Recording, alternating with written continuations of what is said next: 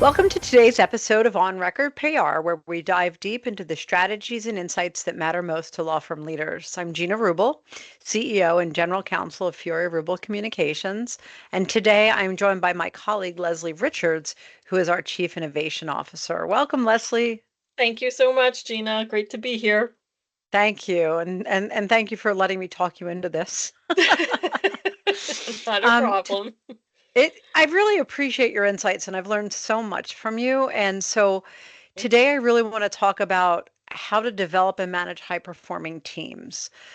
This is something you've been doing for several decades, Yeah. and it applies to not only to our teams here at Fury Rubel, but to law firm practice groups, law firms in general, and there are other departments like knowledge management, business development, marketing, and so many others. So I'm going to just jump right in, Leslie. How do we build innovative teams?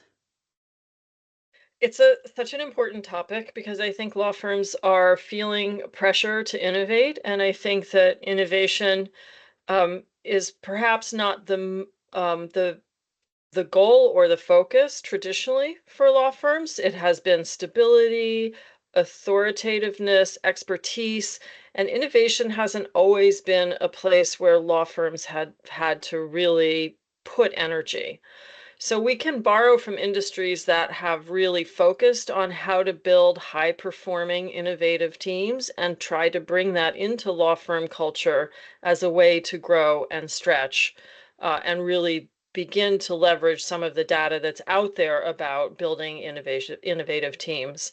Google did a 2-year study. It was called the Aristotle Project, where they interviewed and analyzed the behaviors and patterns and leadership styles of teams that were highly innovative and very high performing.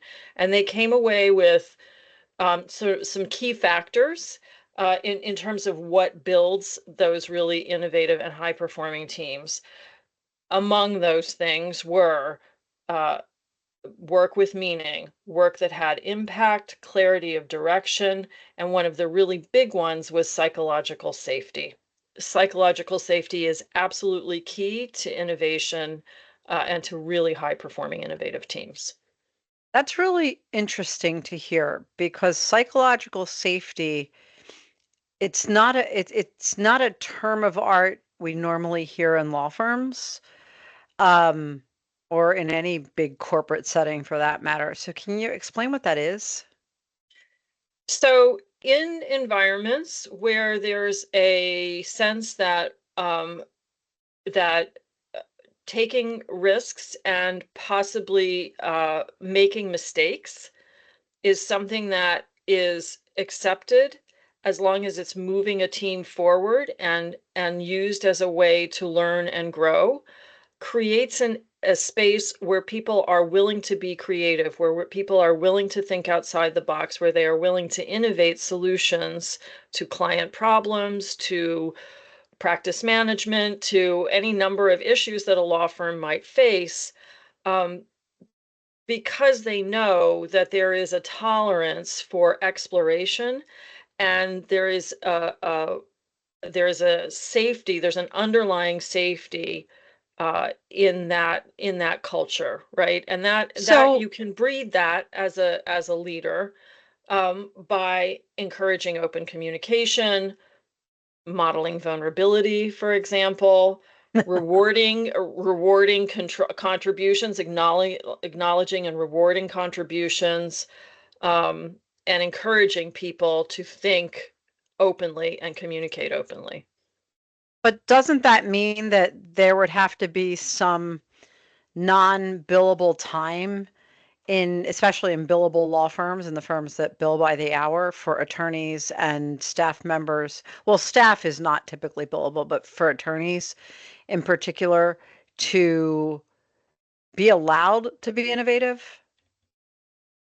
You know, I think that gets into pricing models and structures in law firms, and I know you've done a number of podcasts on that, Gina, and how law firms value certain kinds of activities and how they structure their billing. But I think the long and the short of it is that as different service models develop, as technology moves forward, as certain parts of the industry consolidate, the pressure on firms to innovate is going to be ever increasing.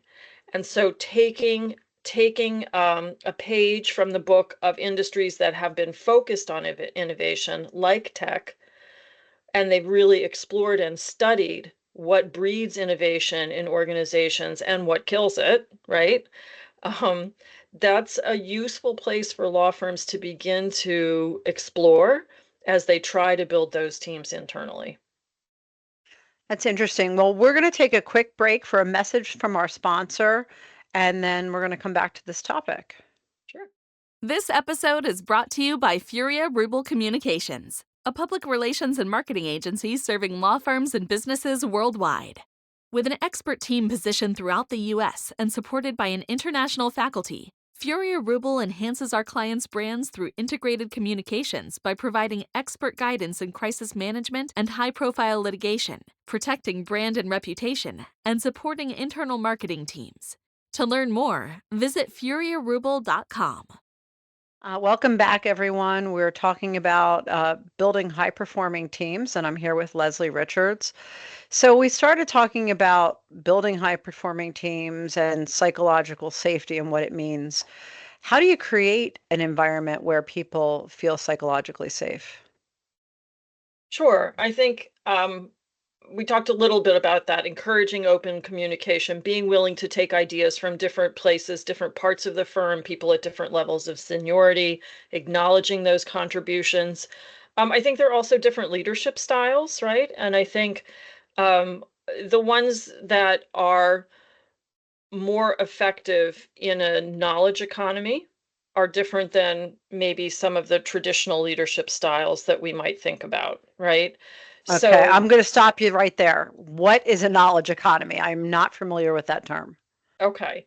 So if you think about knowledge workers, think about people who have to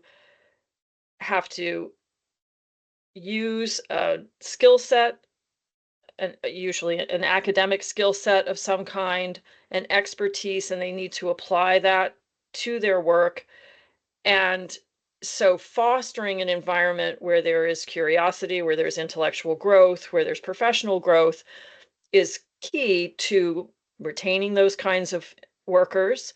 And it's different than managing somebody who is performing, say, a rote task, or somebody who is in a manufacturing environment. You sort of think about kind of late 18th, early 19th century managerial styles. And that's kind of what we've inherited today, even though we're managing workers who are doing very different kinds of work, right? We're managing workers who really have to apply critical thinking.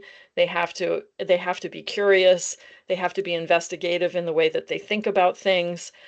They need to be problem solvers. And I think maybe that's the best way to put it. Somebody working in a knowledge economy is somebody who has to solve a problem, and they need to use Which their is what expertise to do lawyers it. do every day. Yeah, Um, exactly.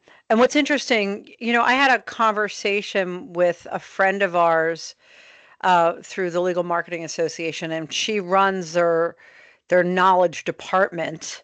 Mm, And she was talking about how when they were doing some Gen AI testing, that they knew that they had to do X, and if it was going to fail, it had to fail within X amount of time, and then they hmm had to move on to the next phase. And it was such an, again, we're using the word innovative, and we're talking about innovative teams.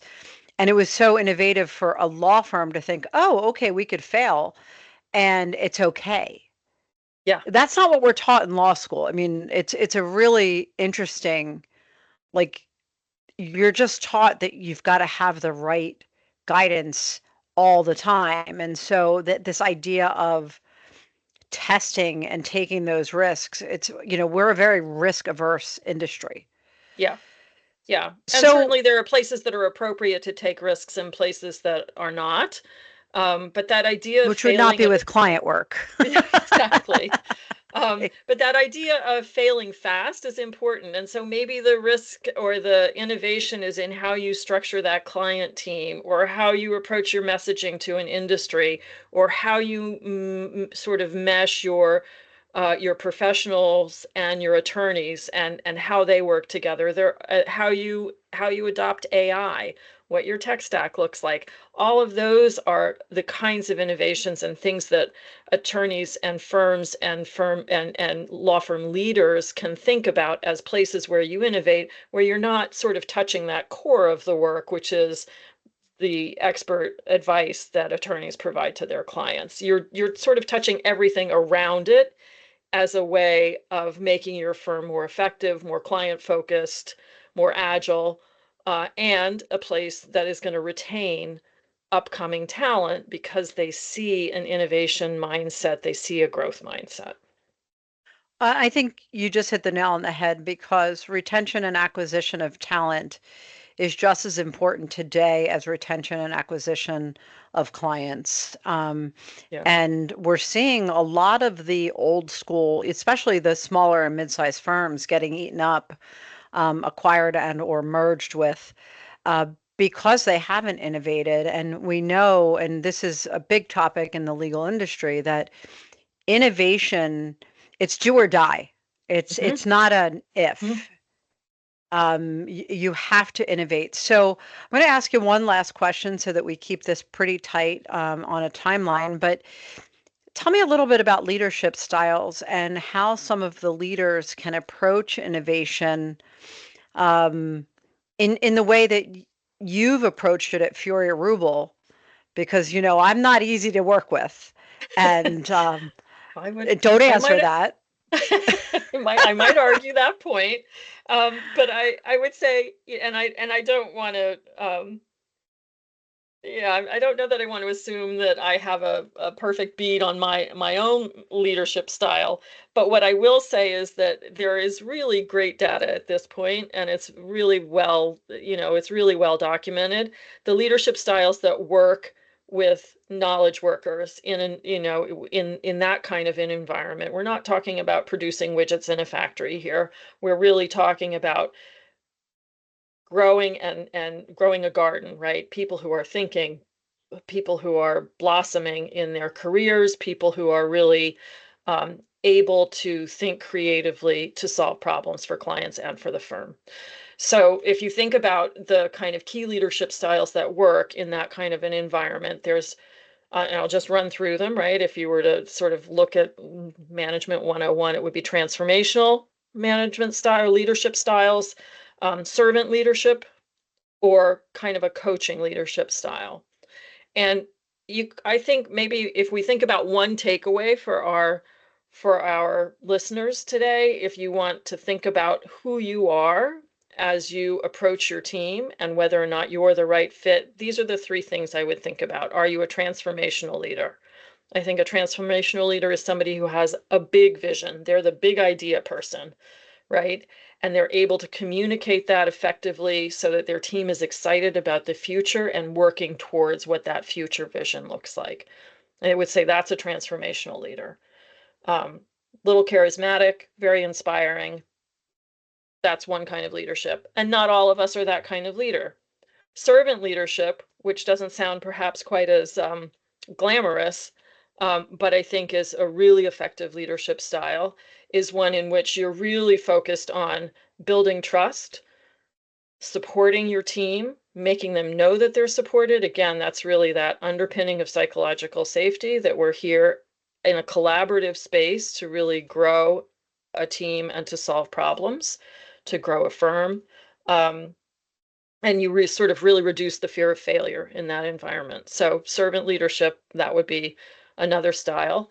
And then third would be sort of the coaching approach as a leadership, right? Where it's really almost more of a one-on-one mentor-mentee. We're really talking about the personal growth of a specific member of that team as a way of moving forward the performance of the team as a whole.